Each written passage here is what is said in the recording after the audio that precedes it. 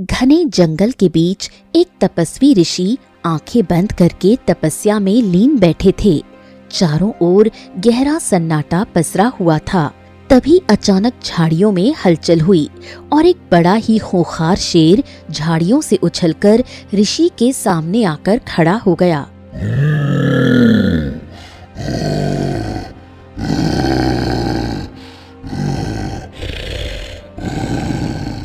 उसकी दहाड़ से पूरा जंगल गूंज उठा, मगर ऋषि अपनी तपस्या में लीन ही बैठे रहे और उन्होंने अपनी आंखें नहीं खोली। तभी दूर से एक तीर आकर ऋषि के सामने जमीन पर गिर गया। उसी समय एक वृक्ष के पीछे से राजा जैसा दिखने वाला एक व्यक्ति निकला, जिसके हाथ में धनुष और कमान था। मैं चाहता तो ये तीर से तुझे मार सकता था, परंतु मैं जंगल की सुंदरता को देखने के लिए आता हूँ, शिकार करने के लिए नहीं। अगर तूने ऋषि को हानि पहुँचाने का प्रयास किया तो हमें जबरन ये तीर चलाना पड़ेगा, समझा? शेर कुछ क्षण राजा को घूरता रहा और फिर धीरे धीरे पीछे हट गया। उसी समय ऋषि की आंखें खुल गईं और वो उठकर खड़े हो गए। कौन हो तुम? प्रणाम ऋषि महाराज। हम केशव नगर के राजा सूरज हैं। तुम तो बहुत ही वीर हो। तुमने शेर का शिकार भी नहीं किया और उसे कितनी वीरता से वापस लौटने के लिए मजबूर कर दिया। अगर तुम नहीं आते तो मेरी वर्षों की तपस्या भंग हो जाती, जो कि कुछ ही क्षणों में पूरी होने वाली थी। इतना कहकर ऋषि ने मंत्र पढ़े और अगले ही पल उनके हाथों में एक बड़ा ही साधारण हार प्रकट हो गया। ये लो राजन, इस हार को मेरी भेंट समझकर स्वीकार करो, रख लो। और हाँ, इसे अपने पुत्र के गले में पहना देना। ये भाग्य का जादुई हार है। इसका चमत्कार तुम्हें कुछ वर्षों के बाद पता चल जाएगा। हरिओम हरिओम हरिओम। इतना कहकर ऋषि रहस्यमय अंदाज में वहां से जंगल की गहराइयों में चले गए और धीरे धीरे दृष्टि से ओझल हो गए। सुंदरपुर गांव में धनीराम नाम का एक व्यक्ति अपने अनाज के गोदाम में बैठा हुआ अपने मुनीम के साथ खातों की जांच पड़ताल कर रहा था। 70, 75, 80। तभी वहां पर दो व्यक्ति आकर खड़े हो गए। उनमें से एक सुंदरपुर गांव का हलवाई बिरजू था और दूसरा सुंदरपुर गांव का लोहार शंकर। अरे क्या हुआ बिरजू हलवाई भाई, तुम इस समय मेरे गोदाम में क्यों आए हो? क्या बात है?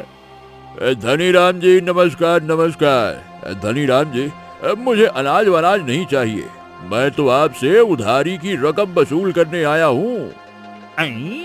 उधारी की रकम? अरे भैया, लेकिन मैंने तुमसे कब उधार लिया? मतलब लोग तो मुझे उधार देकर जाते हैं, मैं लेता थोड़ी हूँ। अब देखिए धनीराम जी, इस बात को कौन नहीं जानता कि आप सुंदरपुर गांव के सबसे बड़े धनी व्यापारी हैं। आपका नाम ही धनी है तो आपके पास कोई कमी तो है नहीं। आपका अनाज केवल इसी गांव में नहीं बल्कि कई और राज्यों में बिकता है। देखिए, मुद्दे की बात यह है कि असल में कुछ दिनों पहले की बात है, आपका पुत्र आदित्य मेरे पास आया था और उसने दुकान की सारी मिठाइयाँ खरीद ली और कहा कि धन पिताजी से ले लेना। अब आप ही बताइए, आपके पुत्र को मैं कैसे इनकार कर सकता हूँ? ये क्या? मेरा पुत्र दुकान की सारी मिठाइयाँ खा गया? अरे नहीं नहीं नहीं नहीं, ये कौन कह रहा है? असल में सुखिया चाचा की पुत्री की शादी थी तो उन्होंने आदित्य से कह रखा था कि मिठाई का बंदोबस्त वो अपनी तरफ से कर दे। बस उसी दिन मेरी दुकान की सारी मिठाइयाँ सुखिया चाचा के घर पर ही गई थीं। ये सुनकर धनीराम क्रोधित हो गया। अरे मेरा पुत्र तो मुझे बर्बाद करके छोड़ेगा। काम करना काज का, ससुरा दुश्मन अनाज का। कितनी बार कहा है कि उसके भलाई के कामों से मुझे कोई आपत्ति नहीं, लेकिन उसे ये भी समझना चाहिए कि धन पेड़ पर नहीं लटकता है, काम करने से आता है, शरीर तोड़ना पड़ता है। ना तो वो व्यापार पर ध्यान लगाता है, ना ही मेहनत करता है। दोपहर तक घर में पड़ा पड़ा सोता रहता है टांगे फैला के, और शाम को जब नींद खुलती है तो आवारागर्दी करते हुए निठल्ला बनकर घूमता है। आओ भैया शंकर, अब तुमसे क्या ले गया मेरा बेटा? राम राम धनी राम जी। धनी राम जी, बात ये है कि असल में आपके पुत्र के कुछ मित्र दूसरे गांव से आए थे और वो सब घोड़े पर सवार थे। आपके पुत्र ने मुझसे कहा कि उन सब के घोड़ों की नाल बनाकर दे दूं उनको। बस मैंने वही किया। अब धन के नाम पर उसने कह दिया कि पिताजी से ले लेना, तो आ गए आपके पास में। अरे मुनीम जी, इन्हें इनका धन दो और इनको यहाँ से विदा करो। आ जाओ भैया, 75 से सीधे 50 पे, और कितना कम हो गया बताओ। चलो। इतना कहकर धनीराम क्रोधित अवस्था में वहां से उठा और अपनी हवेली की ओर वापस चला गया। हवेली में जाकर धनीराम ने अपने नौकर को बुलाया। क्यों भाई, महाराजा आदित्य सोकर उठे कि नहीं उठे? मालिक, छोटे मालिक दोपहर से पहले उठते हैं क्या? अरे नहीं उठते तो जाकर उठाओ उसे, जाओ उठाओ। इतना कहकर धनीराम अपने कक्ष में आकर बैठ गया। नौकर आदित्य के कक्ष में गया। आदित्य गहरी नींद में सो रहा था। छोटे मालिक उठिए, बड़े मालिक बहुत गुस्से में है और उन्होंने आपको बुलाया है। छोटे मालिक उठिए, छोटे मालिक, छोटे मालिक। नौकर की आवाज सुनकर आदित्य की आंख खुल गई। वो अंगड़ाई लेते हुए उठ गया।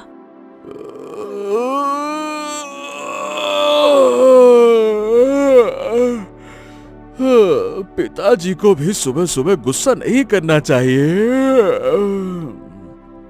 छोटे मालिक, ये सुबह का समय नहीं है, बल्कि दोपहर हो चुकी है। इतना कहकर नौकर वहां से चला गया। आदित्य तैयार होकर सीधे अपने पिता के कक्ष में चला गया।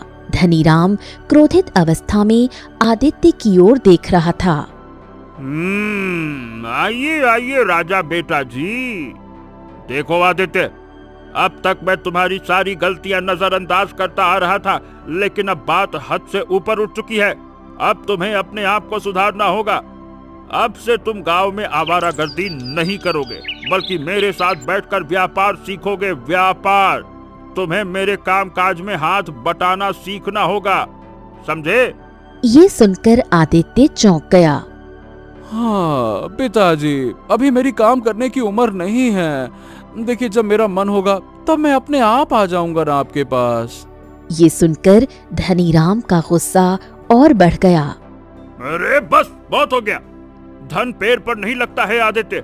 जिस तरह से तुम मेरी मेहनत का कमाया हुआ धन गांव में लुटा रहे हो, अपने दोस्तों को बांट रहे हो, शादी त्योहारों में उड़ा रहे हो दूसरों की, बहुत मेहनत से कमाया गया धन है ये, समझे?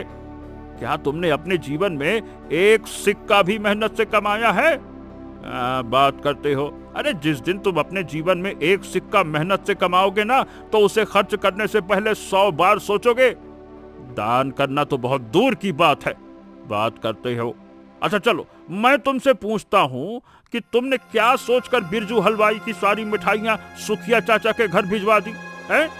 अरे तुमने क्या सोचकर अपने सारे दोस्तों के घोड़ों की नाल बनवा दी? बताओ, क्या सोचकर किया ये सब? ये सुनकर आदित्य कुछ नहीं बोला। देखो बेटा, तुम्हारी माँ के जाने के बाद भी मैंने तुम्हें कभी माँ की कमी महसूस नहीं होने दी। लेकिन बेटा, अब मेरी बूढ़ी हड्डियों में कमजोरी आ रही है। अब मैं आराम करना चाहता हूँ। मैं भी चाहता हूँ कि कोई मेरा सहारा बने, समझ रहे हो ना? कल से तुम मेरे साथ चलोगे। इतना कहकर धनीराम वहां से चला गया। लेकिन आदित्य मुस्कुराया और हमेशा की तरह खाना खाकर अपने दोस्तों के साथ आवारागर्दी करने चला गया। अगले दिन सुबह धनीराम ने अपने नौकर को बुलाया। सुनो, आदित्य को जाकर उठा दो और कह देना कि मैं गोदाम पे चला गया हूँ, जल्दी से तैयार होकर वहाँ आ जाए। जाओ। इतना कहकर धनीराम वहां से चला गया। धनीराम का नौकर आदित्य के कमरे में गया और उसने आदित्य को उठा दिया। अरे सुबह सुबह क्यों उठा दिया? छोटे मालिक, बड़े मालिक का आदेश है कि आपको जल्दी से जल्दी तैयार होकर गोदाम में पहुंचना है। ये सुनकर आदित्य उठ गया और तैयार होने लगा। नौकर उसे देखकर खुश हो गया। आई छोटे मालिक, मुझे लगा था कि आप इतनी आसानी से तैयार नहीं होंगे, लेकिन आपने तो कमाल कर दिया। ये सुनकर आदित्य ने नौकर की ओर देखा। अरे तो तुम्हें क्या लगा कि मैं पिताजी के काम में हाथ बटाने के लिए ऐसे एकदम राजा बाबू की तरह तैयार हो रहा हूँ? अरे तुम नहीं जानते दोस्त, आज मंगलवार है, बड़ा ही शुभ दिन है। आज के दिन पूजा कुएं में पानी भरने के लिए आती है। आज के दिन ही तो मैं उसे जी भर के देख लेता हूँ। आज मैं उससे अपने मन की बात करके रहूंगा।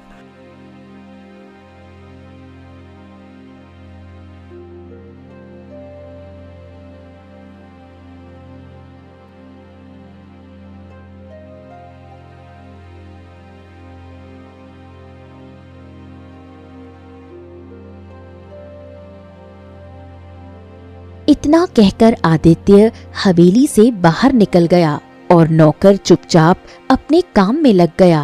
कुछ देर बाद आदित्य अपने गांव के कुएं के पास जाकर खड़ा हो गया। तभी पूजा नाम की एक सुंदर लड़की अपनी सहेलियों के साथ वहां पानी भरने के लिए आई। आदित्य तुरंत पूजा के पास गया।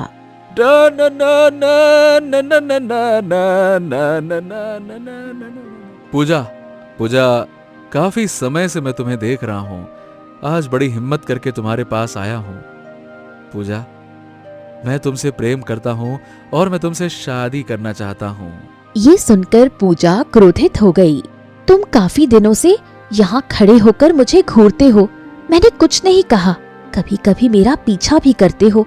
मैंने कुछ नहीं कहा, लेकिन आज तो तुमने हद कर दी। अब तुम सरेआम मुझे छेड़ने पर उतर आए हो। ये सुनकर आदित्य चौंक गया। क्या? नहीं नहीं नहीं नहीं नहीं नहीं नहीं पूजा, तुम्हारी गलतफहमी है। मैंने तो तुमसे अपने प्रेम का इजहार किया है। देखो, मैं तुमसे सच्चा प्रेम करता हूँ। प्रेम क्या होता है ये तुम जानते हो? अच्छा ये बताओ, अगर मैं तुम्हारे प्रेम को स्वीकार कर लूं और तुमसे शादी कर लूं, तो शादी के बाद मुझे आखिर खिलाओगे क्या? क्या खिलाऊंगा? अरे मैं इस गांव का सबसे धनी व्यक्ति हूँ और तुम मुझसे पूछ रहे हो मैं क्या खिलाऊंगा? जब भी गांव में किसी को जरूरत पड़ती है तो वो मेरे पास आता है। मैं उसकी मदद करता हूँ। ये सुनकर पूजा मुस्कुराई और आदित्य का मजाक उड़ाने लगी। जानती हूँ, जब भी किसी को गांव में कुछ धन की आवश्यकता होती है तो वो तुम्हारे पास आता है, लेकिन तुम किसके पास जाते हो? तुम या तो गांव के मुखिया के पास जाते हो या फिर किसी और के पास जाकर धन उधार लेकर उसकी जरूरत पूरी कर देते हो, और वो उधारी तुम्हारे पिताजी चुकाते हैं। अपनी मेहनत का एक सिक्का भी अगर तुमने अपने जीवन में कभी कमाया है तो बोलो। पूजा की बात सुनकर उसकी सखियां हंसने लगी। पूजा, तुम मेरा अपमान कर रही हो। अपमान? पहले सम्मान बनाना तो सीखो। सारा गांव जानता है कि तुम अपने पिता के टुकड़ों पर पलते हो। खुद कोई काम धंधा नहीं करते, बल्कि दिन भर आवारागर्दी करते हो। अगर तुम्हारे नाम के आगे तुम्हारे पिता का नाम न लगा हो तो विश्वास करो, गांव में कोई कुत्ता भी तुमसे दोस्ती नहीं करेगा। इतना कहकर पूजा क्रोधित अवस्था में वहां से चली गई और आदित्य चुपचाप वहीं खड़ा रह गया। कुएं से लौटते समय पूजा के चेहरे पर क्रोध की लकीरें थीं। उसी समय उसका बड़ा भाई अशोक वहां आ पहुंचा। क्या बात है पूजा? जब तुम पानी भरने गई थी तब तो बड़ी खुश खुश थी। अब तुम्हारे चेहरे पर ये क्रोध की लकीरें कैसी झलक रही हैं? क्या बात है? भैया, धनीराम के पुत्र आदित्य ने मेरा जीना हराम कर रखा है। आज तो उसने हद कर दी, सरेआम प्रेम का इजहार करने लगा। ये सुनकर अशोक का क्रोध बढ़ गया। अरे पानी सर से ऊपर उठ गया है पूजा। अब तो मैं आदित्य की शिकायत उसके पिता धनीराम से करके ही रहूंगा। उसकी हिम्मत कैसे हो रही है बार बार सीमा पार करने की? रुक जाओ। इतना कहकर अशोक क्रोधित अवस्था में वहां से धनीराम के पास जाने के लिए निकल गया। कुछ ही देर में अशोक धनीराम के पास पहुंचा। धनीराम, देखो धनीराम, अपने बेटे के कदम को रोक लो, वरना मुझसे बुरा कोई नहीं होगा, मैं पहले ही बता रहा हूँ। ये सुनकर धनीराम चौंक गया। अरे क्या क्या हो गया अशोक, इतना चिल्ला चौहट क्यों कर रहे हो? इतना क्रोधित क्यों लग रहे हो तुम? क्या किया मेरे बेटे ने अब? अरे क्या किया तुम्हारे बेटे ने? अरे ये पूछो क्या नहीं किया। पहले तो आवारागर्दी करता था, कोई काम धंधा नहीं करता था, लेकिन अब तो उसने गांव की लड़कियों को छेड़ना भी शुरू कर दिया। उसने मेरी बहन को छेड़ा है। अपने बेटे को संस्कार सिखाओ, उसे पहले काम करना सिखाओ, मेहनत क्या होती है वो बताओ, कुछ कमाना सिखाओ। कमाना, उड़ाना तो लगता है पेट से सीख के आया है, नहीं तो। इतना कहकर अशोक गुस्से से पैर पटकता हुआ वहां से चला गया। धनीराम आसपास खड़े लोगों की ओर देखने लगा।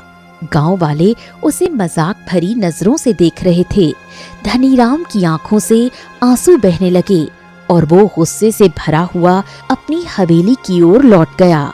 धनीराम हवेली पहुंचकर बेसब्री से आदित्य का इंतजार करने लगा। शाम होते ही आदित्य हवेली के मुख्य द्वार पर पहुंचा। वहीं पर रुक जाओ आदित्य, मेरे घर में घुसने की कोशिश मत करना, रुक जाओ। ये सुनकर आदित्य चौंक गया। मैंने तुमसे कहा था कि तुम्हें मेरे कारोबार में हाथ बटाना है। मैं तुम्हारा गोदाम में इंतजार कर रहा था और तुम मेरी बात को नजरअंदाज करके गांव की लड़कियों को छेड़ रहे थे। पिताजी, पर मैंने किसी को छेड़ा नहीं है। बस बहुत हो गया, अब मैं तुम्हारी एक बात भी नहीं सुनना चाहता। अरे गलती मेरी ही थी, मेरी गलती थी। बरसों पहले तुम्हारी माँ के साथ मैं एक साधु से मिलने जंगल में गया था, क्योंकि मेरी पत्नी किसी बच्चे को जन्म नहीं दे सकती थी। ये बात केवल मैं जानता था, लेकिन साधु महाराज तक पहुंचने से पहले ही जंगल में हमें तुम मिले और मैं तुम्हें भगवान का आशीर्वाद समझकर अपनी पत्नी के कहने पर घर ले आया और तुम्हें अपने पुत्र का नाम दिया। इन्हीं हाथों से पाल पोस कर बड़ा किया, पहचान दी।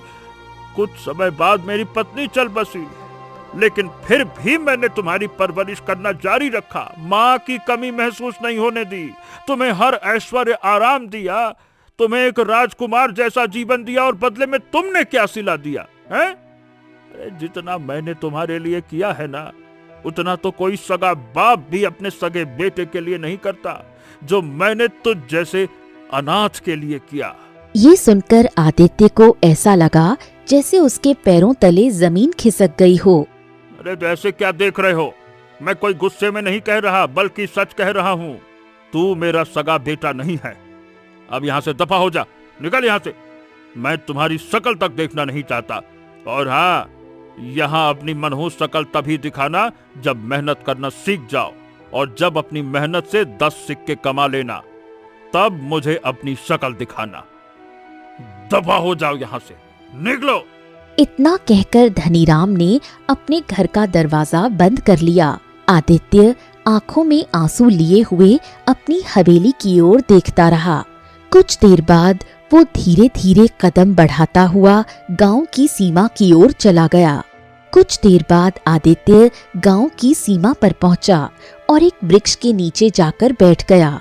आदित्य बहुत देर तक वृक्ष के नीचे बैठा रहा। उसकी आंखों से लगातार आंसू बहते रहे। देखते ही देखते रात हो गई। गलती मेरी है। पिताजी ने बिल्कुल सही कहा। पिताजी की डांट का मुझे बिल्कुल भी बुरा नहीं लगा। अफसोस तो सिर्फ इस बात का हुआ कि मैं अपने पिताजी की संतान ही नहीं हूँ। न जाने मैं कौन हूँ। अब मैं अपने पिताजी को तभी अपनी शक्ल दिखाऊंगा जब मैं मेहनत करके 4 सिक्के कमाना सीख जाऊंगा। इतना कहकर आदित्य ने अपने कदमों का रुख घने जंगल की ओर मोड़ दिया। वो भूखा प्यासा चलता रहा और सुबह तक लगातार चलता ही रहा। सुबह होते होते आदित्य एक दूसरे गांव में पहुंच गया। उसे बहुत तेज भूख लग रही थी।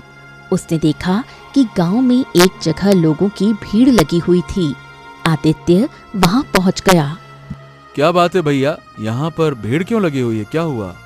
अरे क्या बताएं भैया, हमारे गांव में अधिकतर कुएं खराब हो चुके हैं, उनका पानी सूख गया है। कुछ देर पहले ही पता चला कि यहाँ पर पानी है, तो बस कुआं खोदने का काम चल रहा है। भैया मुझे काम मिलेगा क्या? हाँ हाँ, क्यों नहीं। इतना कहकर वो व्यक्ति आदित्य को गांव के मुखिया के पास ले गया। मुखिया जी, इसे काम की जरूरत है।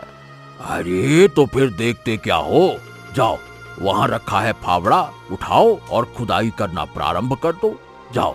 आदित्य भूखा प्यासा था, फिर भी उसने फावड़ा उठाया और खुदाई करना प्रारंभ कर दिया। वो लगातार दोपहर तक अपने पूरे शरीर की ताकत लगाकर खुदाई करता रहा। कुछ देर बाद मुखिया वहां आया।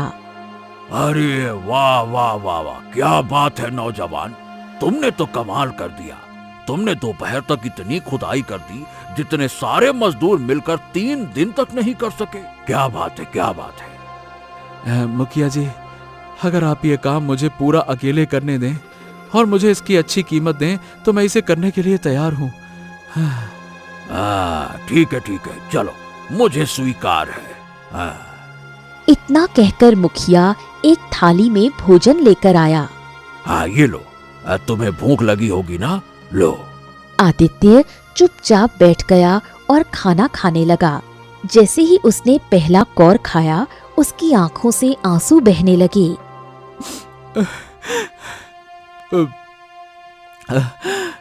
वाकई मेहनत की रोटी का स्वाद ही कुछ अलग होता है।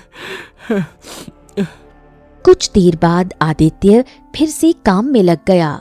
समय बीतता रहा। 3 दिन में आदित्य ने अकेले ही पूरा कुआं खोदकर तैयार कर दिया। 3 दिन बाद मुखिया आदित्य के पास आया।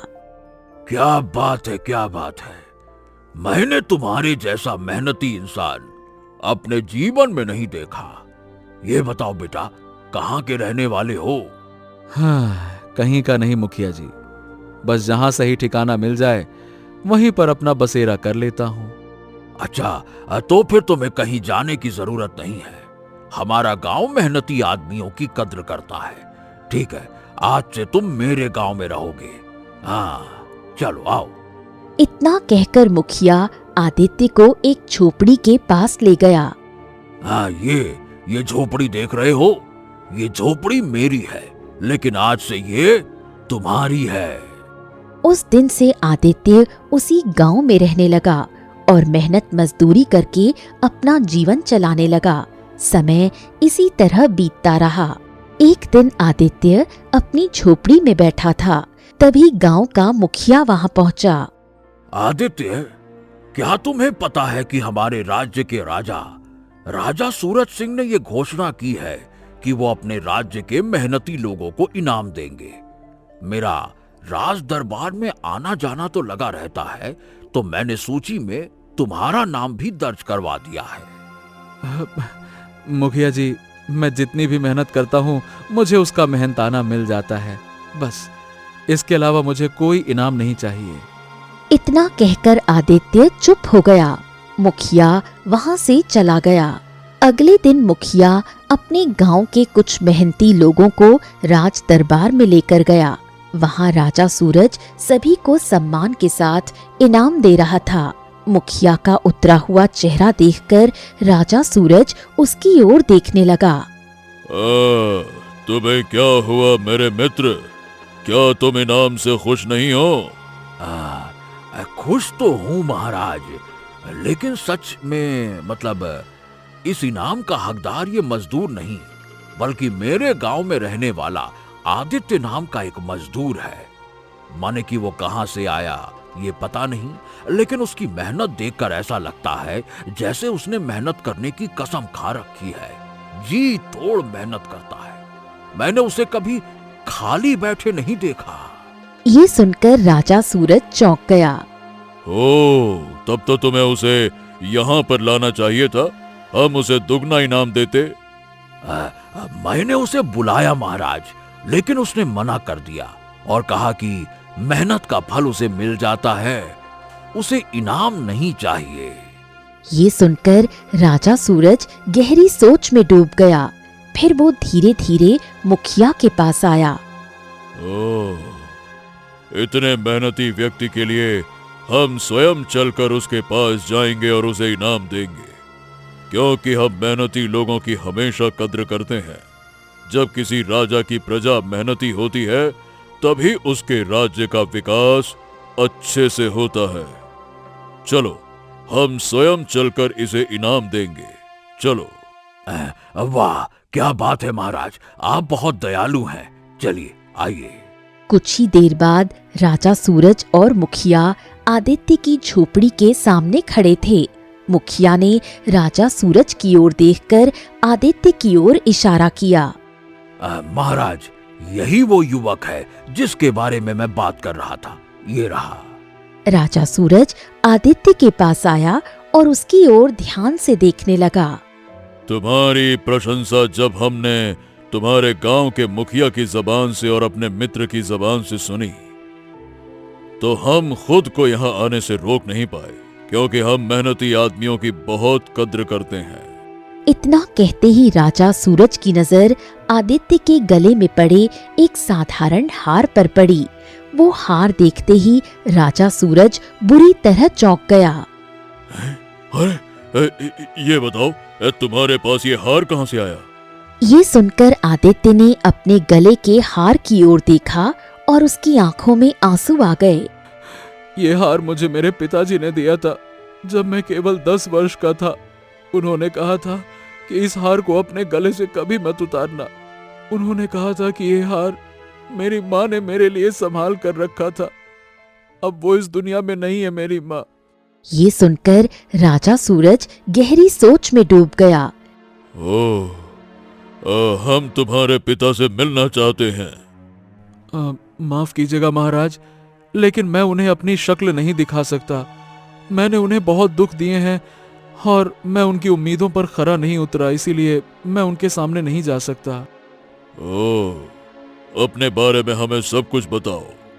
आदित्य ने शुरू से सारी घटना राजा सूरज को बता दी कि किस तरह उसे घर से निकाल दिया गया था। ये सुनकर राजा सूरज की आंखों से आंसू बहने लगे। हाँ, तुम्हारी सच्चाई सुनकर अब तो हमें तुम्हारे पिता से मिलना ही पड़ेगा। चलो। राजा सूरज के आदेश को सुनकर आदित्य मना नहीं कर पाया। कुछ ही देर बाद राजा सूरज, मुखिया और आदित्य उसके गांव की ओर चल पड़े। कुछ देर बाद तीनों धनीराम की हवेली पहुंचे।